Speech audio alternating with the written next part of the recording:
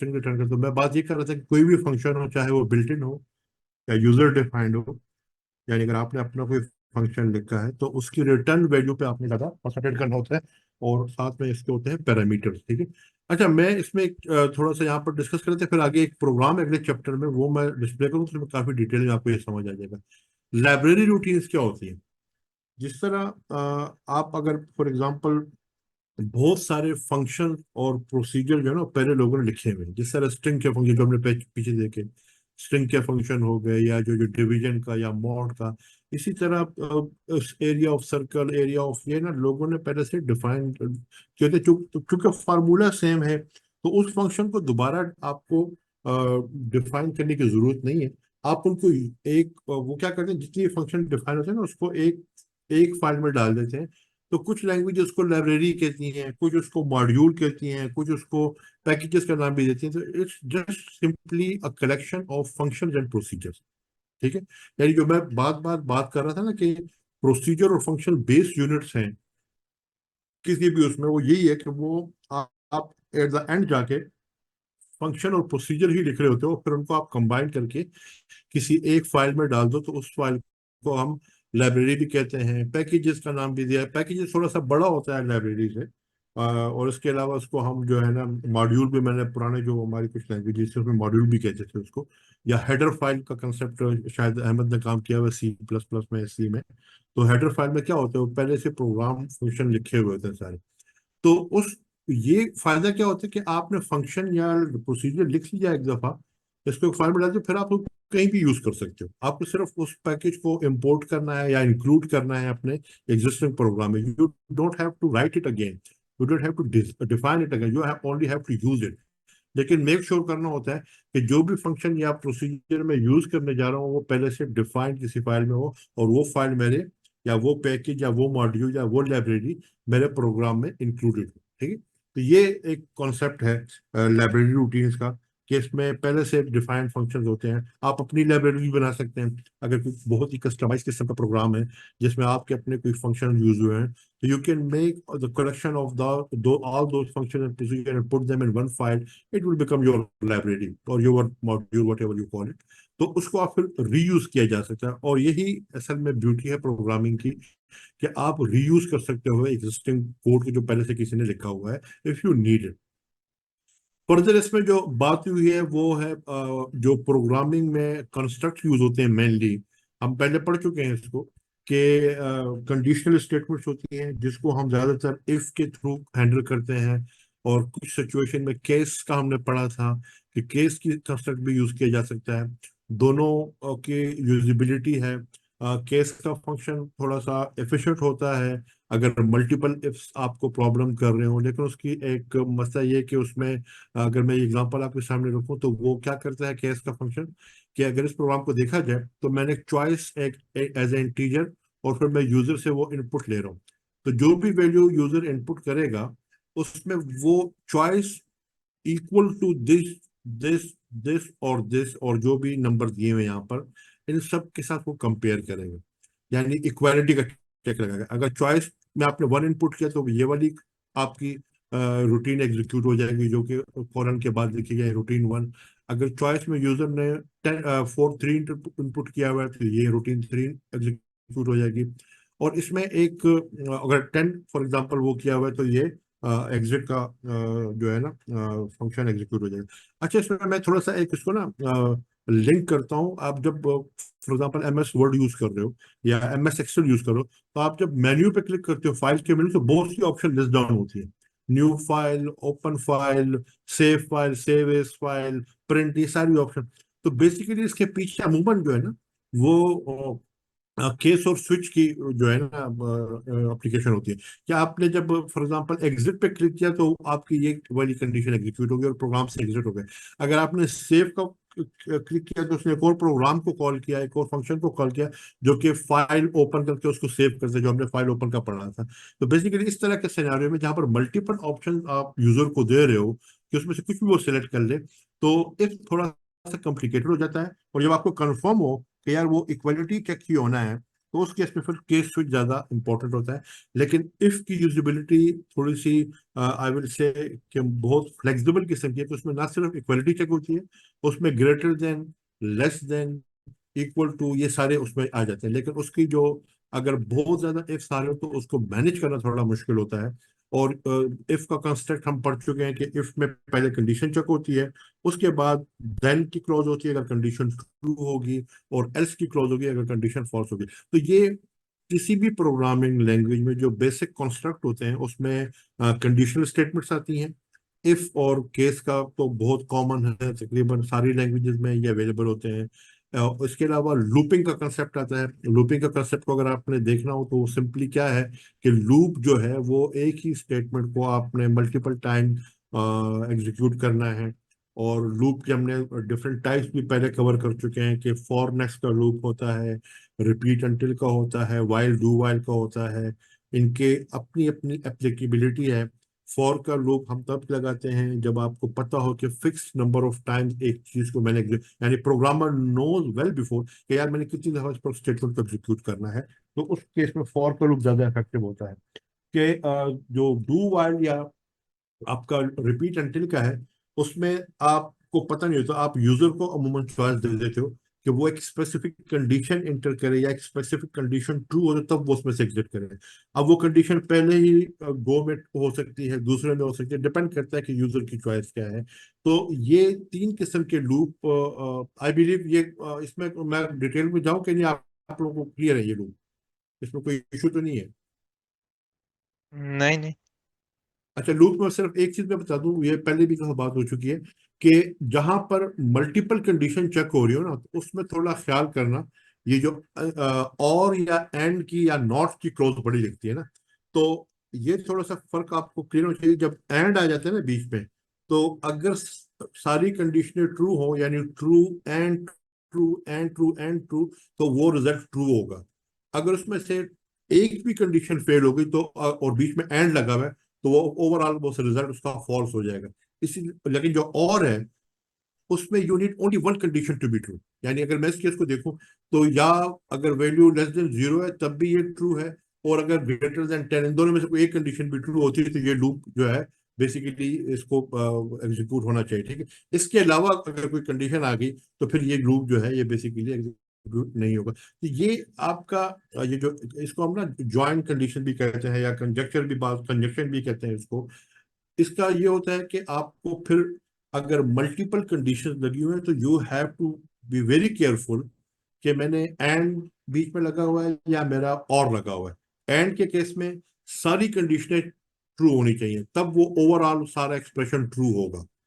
और के केस में कोई भी एक कंडीशन ट्रू होगी तो वो एक्सप्रेशन जो है वो ट्रू हो जाएगा बेसिकली। तो ये थोड़ा सा आप लोगों ने ध्यान में रखना है।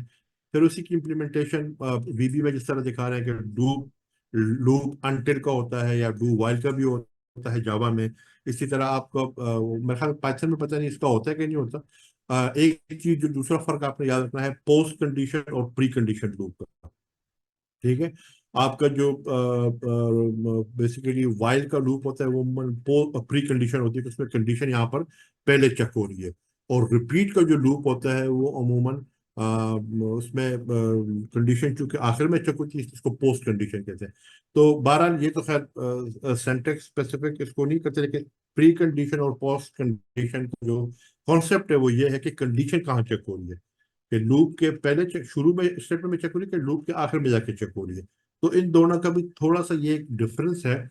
और depending upon the requirement, some time आपको पोस्ट कंडीशन वाले लूप चाहिए होते हैं, सम टाइम आपको प्री कंडीशन वाले लूप चाहिए होते हैं। तो उसमें ये होता है कि जो पोस्ट कंडीशन का लूप है ना वो एटलीस्ट एक दफा जरूर वो एग्जीक्यूट होता है, क्योंकि एक दफा तो उसने होना ही होना है, कुछ भी कोई कंडीशन ने बाद में चेक होना है। जबकि इसकी कोई गारंटी नहीं, ये पहली दफा में भी निकल सकता है, और ये डिपेंड करेगा यूजर के ऊपर पे, हो सकता है कि दूसरी तीसरी दफा पे। तो ये एक थोड़ा सा माइनर सा फर्क है आपके रिपीट और वाइल्ड में जो पोस्ट और प्री कंडीशन के। तो ये जब क्वेश्चन आते हैं ना तो उसमें थोड़ा सा ये ध्यान जरूर रखना कि एक तो उसमें बेसिकली जो लूप हुआ है वो पोस्ट है कि प्री कंडीशन वाला है, और दूसरा ये कि उसकी कंडीशन में अगर कंजक्शन यानी मल्टीपल कंडीशन जो बनी हुई है वो एंड के साथ है या और के साथ है, बाज़ औक़ात नॉट का भी होता है। नॉट का ये होता है कि नॉट ट्रू या नॉट फॉल्स, यानी डिपेंड करेगा कंडीशन पे, यानी जो कंडीशन की वैल्यू आएगी उस पर फिर नॉट का ऑपरेटर अप्लाई होगा। फॉर एग्जाम्पल मैं इनको थोड़ा सा, अगर फॉर एग्जाम्पल ये कंडीशन ट्रू है, ठीक है, हम यानी मैं कह रहा हूँ कि ये ट्रू है, फॉर एग्जाम्पल ये वैल्यू जो मैंने एंटर की है यूजर से वो ग्रेटर देन 10 है, लेकिन मैं अगर इसमें शुरू में नॉट लगा दूंगा ना, तो फिर वो इसको कन्वर्ट कर देगा फॉल्स में। ठीक है, तो नॉट जो है ना नेगेटिव साइड की तरफ जाता है, उसको नॉट यानी अप्लाई हो जाता है। ये मैं ख्याल है आप लोग अगर लॉजिकल ऑपरेटर पढ़े होंगे ना, तो ये सॉरी वो बूलियन ऑपरेटर से उसमें कुछ ट्रुथ टेबल वगैरह उसमें ये चीजें आती है मेरे ख्याल में। यानी आप, तो आपको ख्याल क्या करना है कि नंबर वन, आपका लूप कौन सा यूज होगा, वो डिसाइड करेगा कि वो आपको पता है कि फिक्स नंबर ऑफ टाइम जाना है इस लूप ने कि नहीं, it's user choice, it depends upon certain condition. तो वो डिसाइड कर लेगा फॉर और बाकी दो के दरमियान। फिर आपने देखना है कि पोस्ट कंडीशन लूप लगना है इसमें, अगर ये डू वाइल और रिपीट अनटिल वाला है या प्री कंडीशन वाला लगना है, तो वो आपको थोड़ा सा उसमें ध्यान रखना पड़ा। और तीसरी बात जो मैंने इसमें जो मैं बार रिपीट कर रहा हूँ वो ये है कि आप बेसिकली उसके अगर कोई कंजक्शन लगी हुई है, एंड या और या नॉट की क्लॉज हुई है, तो you should be very careful. ये मतलब है उस चीज को आपने ध्यान में रखना है। अच्छा, इसमें आगे जो है ना प्रोसीजर और फंक्शन की बेसिकली डिस्कशन है। दोनों का एक मैं डिफरेंस पहले बता देता हूँ कि फंक्शन बेसिकली क्या होता है कि फंक्शन को आप कोई चीज परफॉर्म करने को कहते हैं। आप फॉर एग्जांपल एडिशन का फंक्शन एग्जांपल, सिंपल एग्जांपल देते हैं, तो एडिशन के फंक्शन को अगर मैंने को एज अ फंक्शन डिफाइन करना है, तो मैं उसको तीन पैरामीटर पास करूंगा। पैरामीटर मतलब है उसको थ्री इनपुट्स दूंगा, ठीक है, जिसको उसको मैंने कॉल करना है। सबसे पहले उसको बताऊंगा नंबर वन, नम वन क्या है, नम टू क्या है, और ऑपरेटर अगर मैं फॉर एग्जांपल कैलकुलेटर बना रहा हूँ तो ऑपरेटर भी दे सकते हैं। लेकिन अगर मैं सिर्फ एडिशन का फंक्शन लिख रहा हूँ तो फिर उसमें ऑपरेटर की जरूरत नहीं है, ठीक है। मैं सिर्फ नंबर वन और नंबर टू दूंगा, और फिर मैं चाह रहा हूँ कि यार ये वैल्यू बस मतलब कहीं प्रिंट हो जाए, I don't want the result back to, यानी मुझे प्रोग्राम में उसको दोबारा वो नहीं करना। तो इसके लिए फिर मुझे प्रोसीजर यूज करना पड़ेगा। लेकिन अगर मैं उस रिटर्न वैल्यू को रिटर्न बैक करवाना चाह रहा हूँ और उस एडिशन की वैल्यू को मैं फर्दर के यूज करना चाह रहा हूँ, अपने प्रोग्राम में फर्दर के लिए आगे यूज हो रहा है, तो फिर मुझे उसको फंक्शन यूज करना पड़ेगा। ये बड़ा एक माइनर, एक बड़ा थिन लाइन डिफरेंस है, लेकिन इससे आपकी टोटल चीजें ना वो डिफरेंट हो जाती है, क्योंकि प्रोसीजर की डेफिनेशन में रिटर्न वैल्यू की स्टेटमेंट नहीं होती। अब प्रोसीजर को हम डिफाइन कैसे करते हैं? प्रोसीजर का क्लॉज यूज होती है, और फिर प्रोसीजर का नाम जिसको हम आइडेंटिफायर कहते हैं, और फिर उसके अंदर क्या करना है, मैंने प्रिंट करवाना है, मैंने मैसेज डिस्प्ले करवाना है, मैंने लूप लगा के कुछ करना है, इट डिपेंड। और फिर एंड प्रोसीजर की क्लॉज के साथ ये डेफिनेशन इसकी खत्म हो जाती है। तो सूडो कोड में अगर मैंने प्रोसीजर को डिफाइन करना है, only I need to give the clause of procedure and the name of the procedure, which is called identifier in this can, and the statements that will be executed within the procedure। तो पहले और उसके बाद and procedure. जब मेरा procedure define हो जाएगा तो फिर उसको मैंने कॉल करना। दो चीजें होती हैं, दो स्टेप होते हैं, फंक्शन के भी दो स्टेप हैं और प्रोसीजर के भी दो हैं, कि आपने पहले डिफाइन करना है और फिर उसको कॉल करना है। इसको हम कहते हैं definition of A procedure and calling of A procedure, या डेफिनेशन ऑफ ए फंक्शन या कॉलिंग ऑफ ए फंक्शन। तो अगर जब मैंने डिफाइन कर दिया तो फिर कॉल की statement simple call with the procedure ने, ठीक है। अब फॉर एग्जांपल जो जो नीचे इसने एक सैंपल दिया हुआ है, अगर मैं एक प्रोसीजर है जो कि सिंपल आउटपुट दे रहा है स्टार्स की, ठीक है, 10 जो भी नंबर मैं उसको पास करूं, यानी मैं उसको कहता हूँ कि 10, तो 1 to 10 दफा ये फॉर का लूप चलेगा और star star star star star करके एक लाइन में मुझे प्रिंट कर देगा, ठीक है। अब ये है डेफिनेशन। तो डेफिनेशन मैंने प्रोसीजर की क्लॉज यूज की, प्रोसीजर का नाम यूज किया, और आगे मैं उसको कुछ पैरामीटर्स पास कर रहा हूँ। तो पैरामीटर क्या होता है? पैरामीटर एक वेरिएबल ही होता है, ठीक है, जिसको मैं उसको वेरिएबल का नाम देता हूँ और टाइप बताता हूँ कि यार जो भी मैं तुम्हें नंबर दूंगा वो इंटीजर टाइप का होगा, यानी 5 10 होल नंबर होगा। तो जैसे ही ये प्रोसीजर यहाँ पर कॉल होगा, ठीक है, तो जो भी उसको मैंने नंबर पास किया होगा वो ऑटोमेटिकली उस नंबर पे जाके उसको एग्जीक्यूट करेगा, ठीक है। यानी उतने नंबर ऑफ टाइम वो प्रोसीजर अपना काम करेगा। तो इस केस में क्या करेगा? इस केस में वो उसको बेसिकली सिंपल एक स्टार को उसने प्रिंट कर दिया।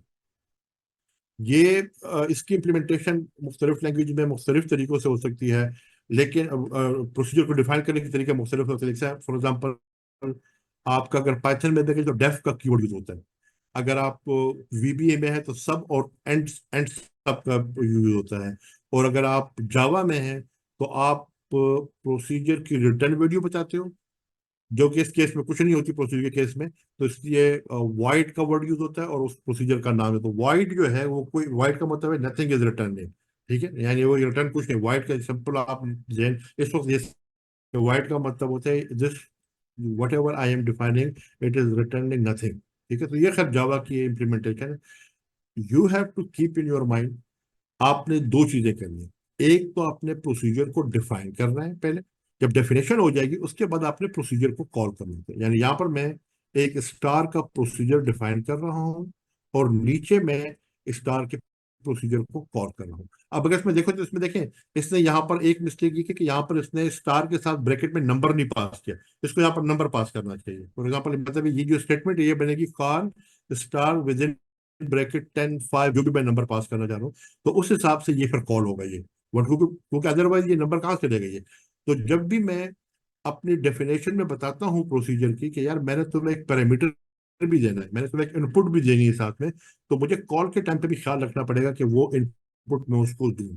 ठीक है, अब वो इनपुट मैं यूजर से लेता हूँ, वो मैं खुद डायरेक्टली पास कर देता हूँ, तो वो एक अपना प्रोसीजर प्रोग्रामिंग की रिक्वायरमेंट हो सकती है। लेकिन the main thing is you define the procedure first by procedure and end procedure clause and giving the name of the procedure and if there are any parameter.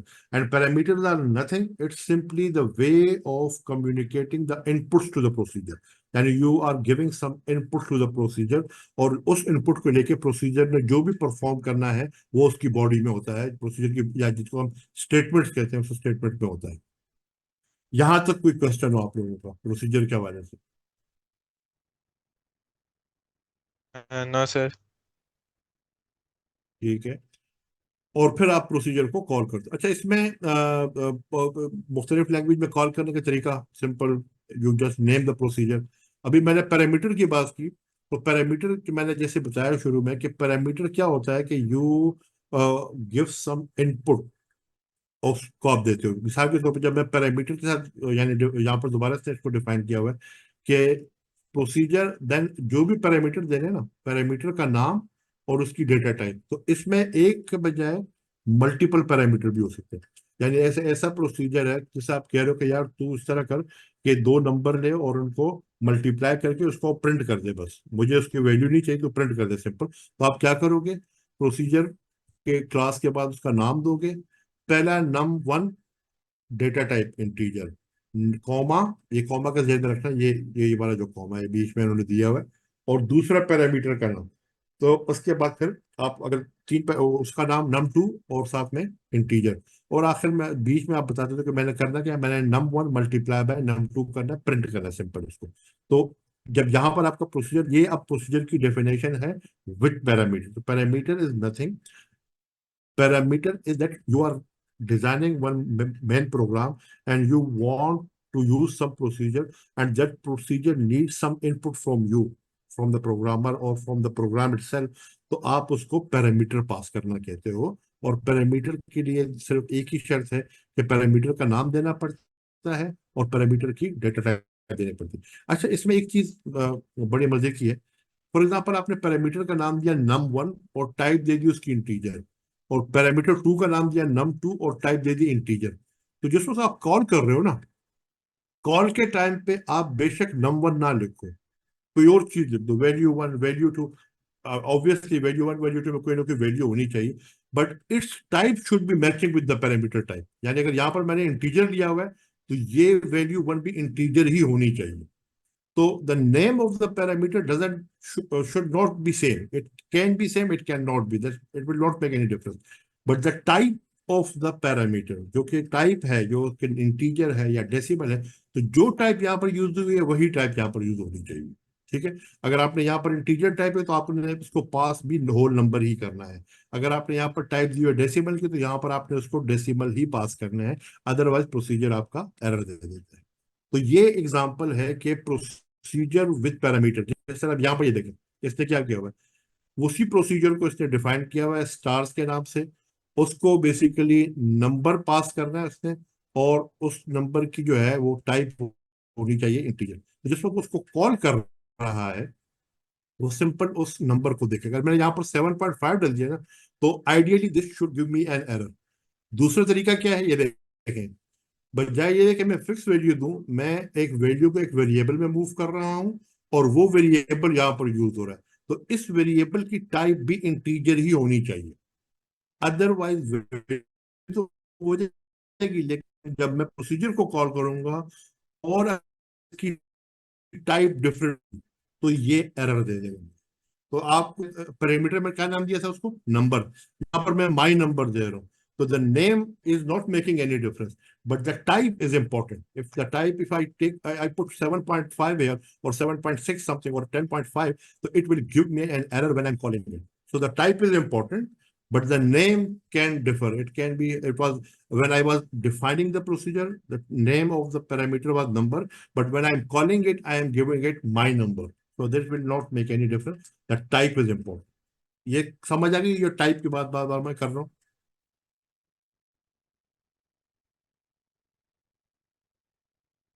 लगता है समझ नहीं है मेरे ख्याल में, बिल्कुल ही खामोशी हो गई है आ यार। गया आ गया। अच्छा अच्छा, मैंने कहा कुछ बिल्कुल ही समझ नहीं है। अच्छा, इसमें अब देखें, जब एक दो पैरामीटर की जो पास करने के दो तरीके बताएं, बाय वैल्यू एंड। पहली बात है कि पैरामीटर पास करने का तरीका क्या है, पैरामीटर पास करने का मतलब क्या है। ये जो मैं यहाँ पर कॉल कर रहा हूँ ना, इसको मैं यहाँ पर पैरामीटर दे रहा हूँ 7। ठीक है। अब ये मैं बाय वैल्यू, एक वैल्यू, फिक्स वैल्यू मैंने खुद अपनी तरफ से दे दी। ठीक है। तो इसको कहते हैं passing the parameter by value. जबकि यहां पर मैं एक वेरिएबल पास कर रहा हूँ उसको।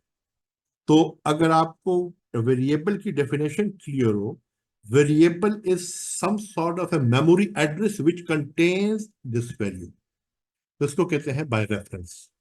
ये सिंपल डेफिनेशन है कि बाय वैल्यू का मतलब क्या होता है कि मैं एक फिक्स वैल्यू खुद प्रोसीजर को दे रहा हूँ, लेकिन मैं अगर उसी प्रोसीजर को किसी वेरिएबल के साथ एक वेरिएबल पास कर रहा हूँ तो उसको कहता हूँ बाय रेफरेंस। और उसको बाय रेफरेंस इस वजह से कहा जाता है कि मैं ये वेरिएबल पहले डिफाइन कर चुका हूँ और इस वेरिएबल ने मेमोरी में एक लोकेशन पे इस वाली वैल्यू को स्टोर किया। जब मैंने जिसको डिफाइन किया था ना, 7 is stored in memory by this address.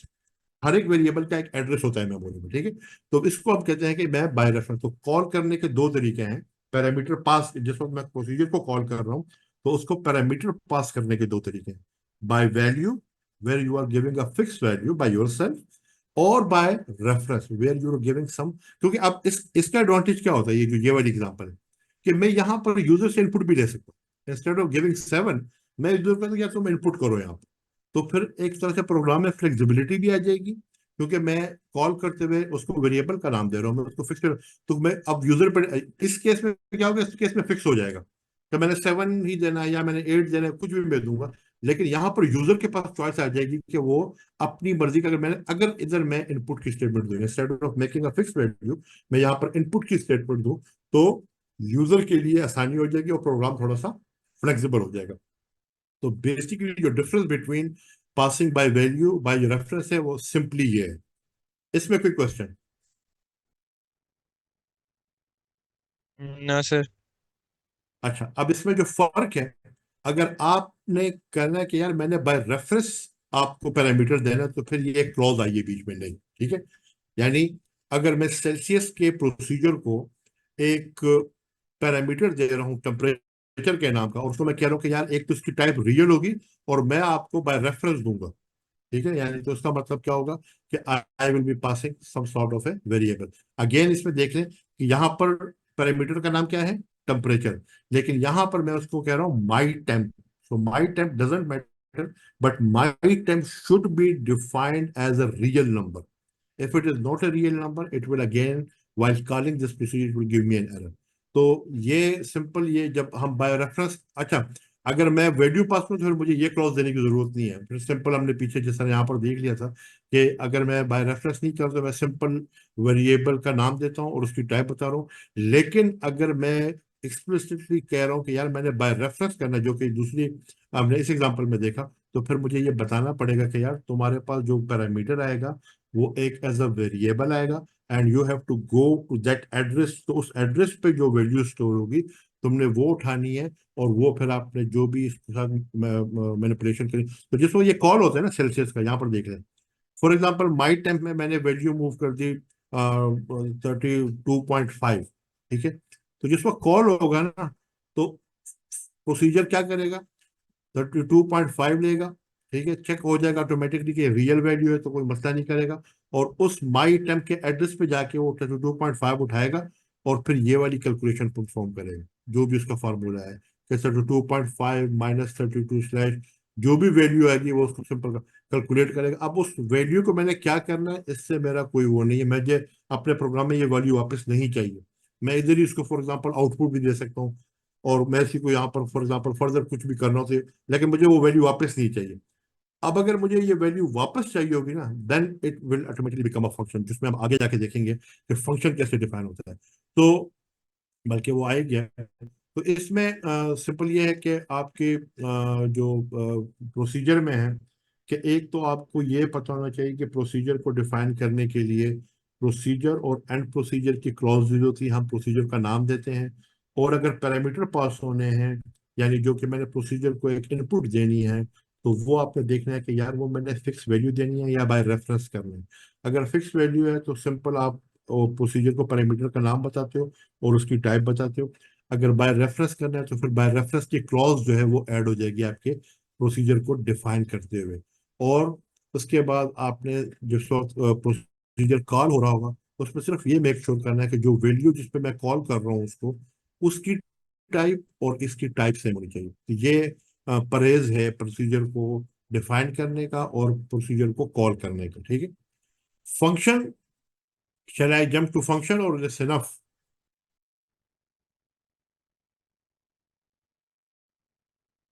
यार बेहोश तो नहीं हो गए सारे? नहीं ये जो आप आप suitable है, सॉरी। मैंने कहा सर जो आपके लिए सूटेबल है आप उसके अकॉर्डिंगली कर लें। I am fine with both of the options. Okay ठीक है, चलो बस ये फंक्शन कवर कवर कर लेते हैं। फंक्शन का और प्रोसीजर का और कोई डिफरेंस नहीं है, फर्क है ये जो है return. Definitely I mean clause का फर्क आ जाता है कि अगर मैंने फंक्शन, तो मैंने फंक्शन की क्लॉज यूज करनी है, यानी आई will be giving it function and and function. लेकिन जो मेन फर्क है वो बेसिकली रिटर्न वैल्यू का है। प्रोसीजर के केस में ये स्टेटमेंट हमने यूज नहीं की थी। फंक्शन अब क्या करेगा, क्या आप फंक्शन की क्लॉज देते हो, एंड फंक्शन की क्लॉज से एंड होता है, और ये है फंक्शन का नाम। और ये आप बता रहे हो कि यार ये जो फंक्शन जब एग्जीक्यूट होगा, जहां पर जो स्टेटमेंट एग्जीक्यूट होंगी, इसमें ये रिटर्न क्या करेगा, एक रिजल्ट रिटर्न करेगा जो मुझे चाहिए होगा। इसी तरह अगर फंक्शन को मैंने पैरामीटर के साथ डिफाइन करना है, तो मैं एग्जैक्टली वही चीज है कि आप पैरामीटर और उसकी टाइप बताते हो, आप अगला पैरामीटर और उसकी टाइप बताते हो। लेकिन आपने जिस वक्त इसकी यहां से लेकर ये आपने पैरामीटर बता दिए, अच्छा मल्टीपल दो या दो से ज्यादा पैरामीटर भी हो सकते हैं, और रिटर्न की स्टेटमेंट मस्ट होती है कि रिटर्न डेटा टाइप क्या होगी बेसिकली, ठीक है। इसके अगर मैं एग्जांपल देखूं तो ये ज्यादा क्लियर हो जाएगा आपको।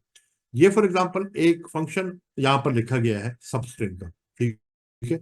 और आई बिलीव ये एक स्ट्रिंग इसको पास होती है, यानी as a input, as a parameter my string के नाम से एक स्ट्रिंग पास होगी इसको। इसके अलावा मैं एक इसको एक इंटीजर पास कर रहा हूँ स्टार्ट के नाम का, और दूसरा इंटीजर मैं पास कर रहा हूँ लेंथ के नाम, ठीक है। तो ये एक फंक्शन मैं डिफाइन करना चाह रहा हूँ। अब ये फंक्शन करता क्या है, ये रिटर्न करता है एक स्ट्रिंग, यानी जब भी ये फंक्शन कॉल होगा, ये सब स्ट्रिंग का फंक्शन जब भी कॉल होगा, इसका रिजल्ट जो आउटपुट जो आएगी वो एक स्ट्रिंग ही आएगी, ठीक है।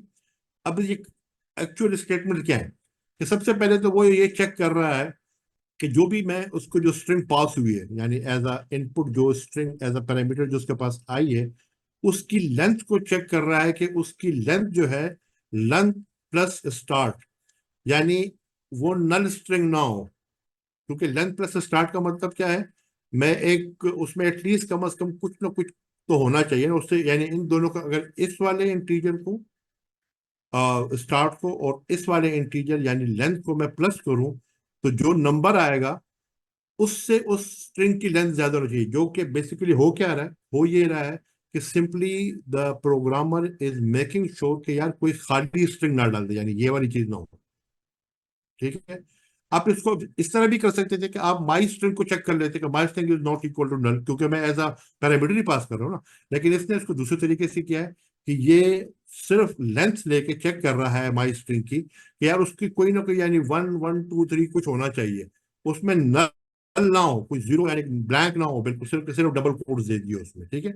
तो उसके बाद क्या कर रहा है कि अगर ये कंडीशन ट्रू हो जाती है यानी some string is there, then it is returning the mid. अब मिड का फंक्शन क्या करता है, स्ट्रिंग को लेता है, स्टार्टिंग पोजीशन को लेता है, स्टार्टिंग पहले करेक्टर को लेता है, और जितनी लेंथ दी होती है उतने करेक्टर रिटर्न करते हैं। फॉर एग्जांपल अगर मैंने एंटर किया हुआ है हमाद HAMMAD और उसको मैं कहता हूँ कि 3, तो क्या करेगा, स्टार्ट यानी 1 से मैं कहता हूँ कि और 3 तक जाता हूँ तो क्या कहेगा HAM, ये रिटर्न कर देगा।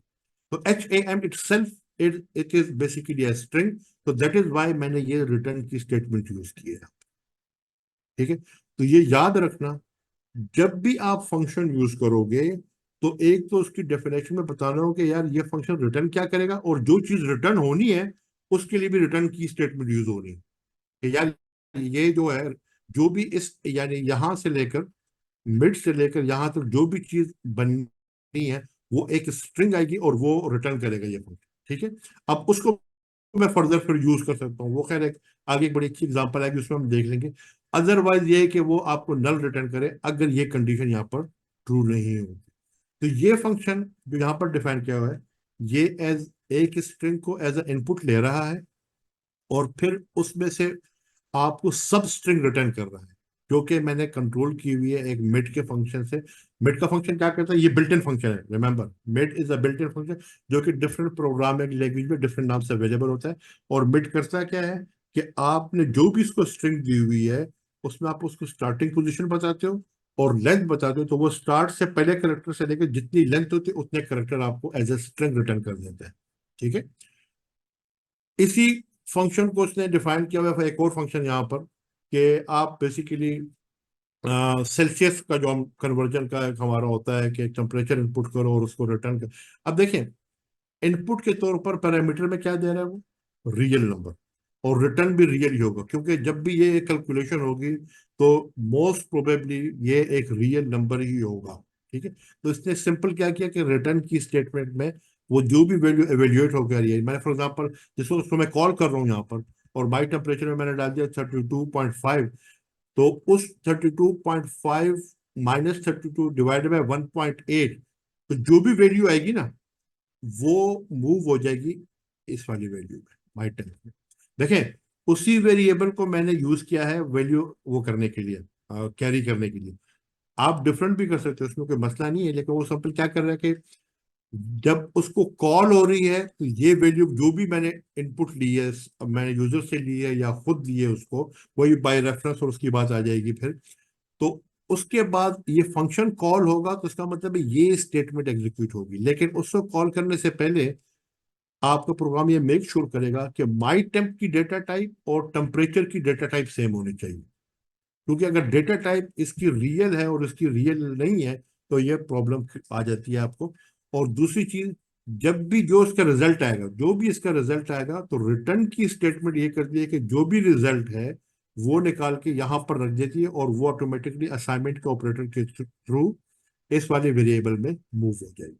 तो यही बुनियादी फर्क है प्रोसीजर में और फंक्शन में, कि प्रोसीजर में वैल्यू रिटर्न नहीं होती इसलिए आपको रिटर्न की स्टेटमेंट की जरूरत नहीं है, और फंक्शन में वैल्यू रिटर्न होती है इसलिए आपको रिटर्न की स्टेटमेंट देनी होती है और एक आपको वेरिएबल में देना पड़ता है कि उसमें वो वैल्यू जाके सेव हो जाए। अब ये वाली वैल्यू जो है ना, ये मैं अपने फर्दर अगर मेरा प्रोग्राम आगे चल रहा है, मैं उसको फॉर एग्जांपल किसी और मकसद के लिए यूज करना चाह रहा हूँ, एक ग्राफ बनाना चाह रहा हूँ या मैं एक कुछ भी शो करना चाह रहा हूँ, तो मैं इस वाली वैल्यू का यूज कर सकता हूँ अपने प्रोग्राम में फर्दर।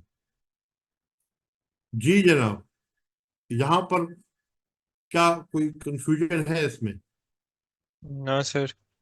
नहीं सर। अच्छा इसमें इसमें अभी 3 मिनट है, मैं जल्दी से एक प्रोग्राम आपको, वो है तो अगले चैप्टर का लेकिन वो चूंकि इससे रेलेवेंट है ना, तो वो आपको बड़ा अच्छा जल्दी जल्दी उसको कर लेते हैं क्योंकि वैसे भी वो, ये देखें 307 पे था। हाँ, ये एक प्रोग्राम लिखा है इन्होंने, इसको मुझे थोड़ा सा नजर आ रहा नहीं, क्लियर है ना?